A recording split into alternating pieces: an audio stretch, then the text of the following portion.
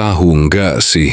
Bayangkan suatu pagi dunia terbangun dan Indonesia, negara kepulauan terbesar di dunia, mengumumkan kita resmi mengoperasikan reaktor nuklir nasional. Lalu apa yang terjadi? Indonesia selama ini dikenal sebagai kekuatan regional, tapi nuklir itu adalah level yang berbeda. Level negara besar dan berpengaruh. Dan ketika sebuah negara sebesar Indonesia masuk ke dunia nuklir, dunia mulai gelisah. Breaking news meledak di seluruh penjuru dunia. CNN, BBC, Al Jazeera, semuanya menayangkan berita yang sama. Indonesia is now a nuclear operating country. Amerika langsung memanggil duta besarnya. China mengirim pesan diplomatik tertutup.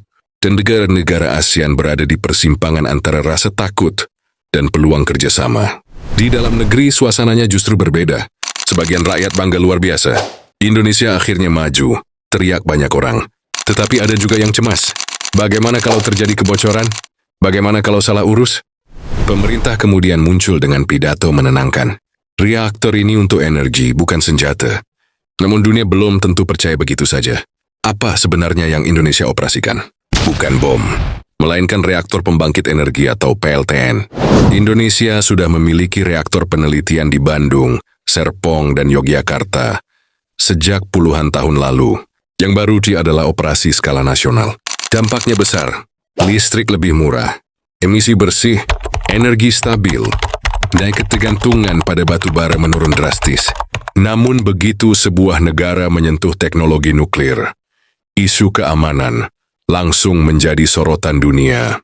Pentagon mengeluarkan pernyataan, kami berharap Indonesia tetap berada dalam kerangka non-proliferasi. Artinya jelas, tolong jangan buat senjata nuklir. No, God! No, God, please, no!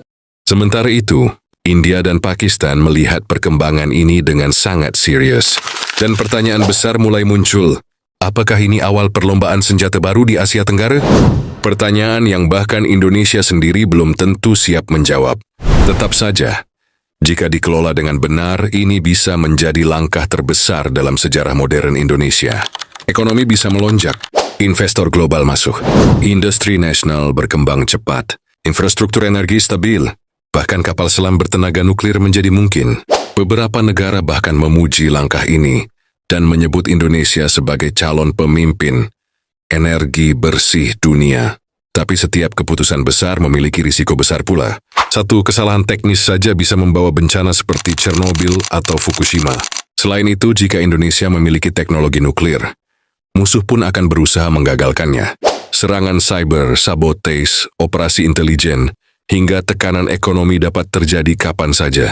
Jadi jika Indonesia benar-benar mengoperasikan nuklir, apa yang terjadi?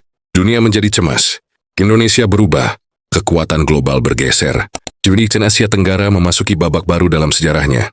Pertanyaan sebenarnya adalah, apakah Indonesia siap menjadi kekuatan nuklir dunia?